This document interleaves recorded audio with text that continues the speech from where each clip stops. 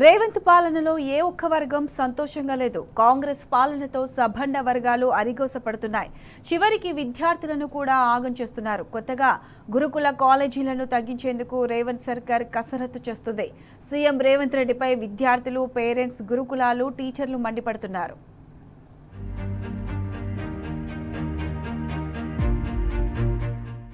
రేవంత్ పాలనలో విద్య అనేది మిథ్యగా మారింది. కేసీఆర్ హయాంలో వెలిగిన గురుకులాలు ఇప్పుడు అగమ్య గోచరంగా మారాయి. గురుకులాలే కాదు, ఎస్సీ, ఎస్టీ రెసిడెన్షియల్ స్కూళ్లు, కాలేజీలను పట్టించుకునే నాదుడే లేకుండా పోయారు. ఈ క్రమంలో ఎస్సీ గురుకుల కాలేజీలను తగ్గించేందుకు రేవంత్ ప్రభుత్వం కసరత్తు చేస్తోంది. ఇప్పటికే పలు డిగ్రీ కాలేజీలను విలీనం చేశారు. మరికొన్నింటిని పూర్తిగా ఎత్తేయాలని నిర్ణయించినట్టు తెలుస్తోంది. డిగ్రీ కాలేజీల అడ్మిషన్ల ప్రక్రియను ఇప్పటికీ ప్రకటించలేదని సొసైటీ అధికార వర్గాలు వెల్లడిస్తున్నాయి. సొసైటీ ఉన్నతాధికారుల నిర్ణయంపై గురుకుల యూనియన్లు, పేరెంట్స్ ఆగ్రహం వ్యక్తం చేస్తున్నారు.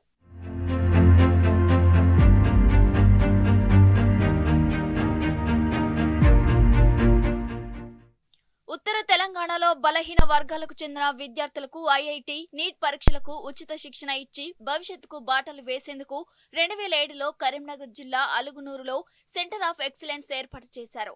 గురుకుల వ్యవస్థలలో తొలిసారి కో ఎడ్యుకేషన్ విధానాన్ని 8వ తరగతి నుంచి ఇంటర్మీడియట్ వరకు నెలకొల్పారు. ఇక్కడ చదివిన పలువురు విద్యార్థులు ఉత్తమ ఫలితాలు సాధించారు. ఆ తర్వాత కారణం చెప్పకుండా కో ఎడ్యుకేషన్ విధానాన్ని ఎత్తివేయాలని సొసైటీ ఉన్నతాధికారులు నిర్ణయం తీసుకున్నారు. సిఓఈ కాలేజీలను బాలికలకే పరిమితం చేశారు. కాలేజీలో సెకండ్ ఇయర్ చదువుతున్న విద్యార్థులకు, కాలేజీ సిబ్బందికి సొసైటీ ఉన్నతాధికారులు ఈ విషయం తెలిపారు.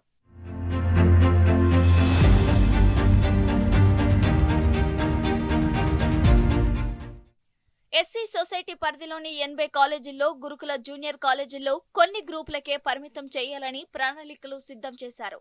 కొన్ని చోట్ల బైపీసీ, ఎంపీసీ, మరికొన్ని చోట్ల సిఈసీ, ఎంఈసీ గ్రూపులను కొనసాగించాలని ప్రతిపాదనలు చేశారు. ఈ ఏడాది 12 గురుకుల జూనియర్ కాలేజీల్లో అడ్మిషన్లనే తీసుకోవద్దని సొసైటీ ఉన్నతాధికారులు ప్రతిపాదనలు సిద్ధం చేశారు.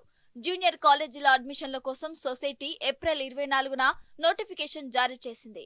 7 ప్రీమియర్ సీఈఓలు, 31 నాన్ ప్రీమియర్ సీఓలు, 201 నాన్ సీఓఈ కాలేజీల్లో ప్రవేశాలకు దరఖాస్తు చేసుకోవాలని విద్యార్థులకు సూచించింది.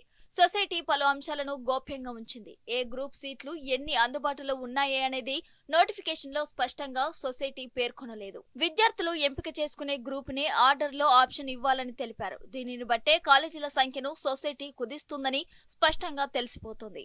ఈ ఏడాది ఎస్సీ కన్వర్టెడ్ సీట్లకు ఎసరు పెట్టారు. కన్వర్టెడ్ క్రిస్టియన్లకు సంబంధించిన సీటును సొసైటీ తొలగించింది. ఆ ఒక్క సీటును ఓసీలకు కేటాయించింది. SC converted Christians BCC group కిందకు వస్తారు. ఒకవేళ ఆ సీటును కేటాయించాల్సి వచ్చినా బీసీలకు కలపాల్సి ఉంది. అందుకు విరుద్ధంగా ఓసీలకు కలపడంలో ఆంతర్యమేంటో తెలియని పరిస్థితి నెలకొంది.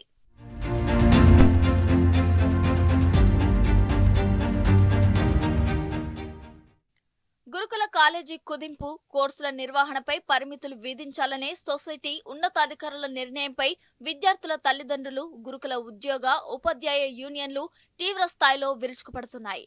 అనాలోచితంగా నిర్ణయాలు తీసుకుంటున్నారని తప్పుపడుతున్నారు. ఎస్సీ గురుకుల సొసైటీని పూర్తిగా నిర్వీర్యం చేసే దురుద్దేశమేనని మండిపడుతున్నారు. ఆయా అంశాలపై సీఎం రేవంత్ రెడ్డి జోక్యం చేసుకుని తప్పుడు నిర్ణయాలను సవరించాలని డిమాండ్ చేస్తున్నారు. లేదంటే ఉద్యమం చేపడతామని తల్లిదండ్రులు, గురుకుల ఉద్యోగ, ఉపాధ్యాయ యూనియన్ సంఘాలు హెచ్చరించారు.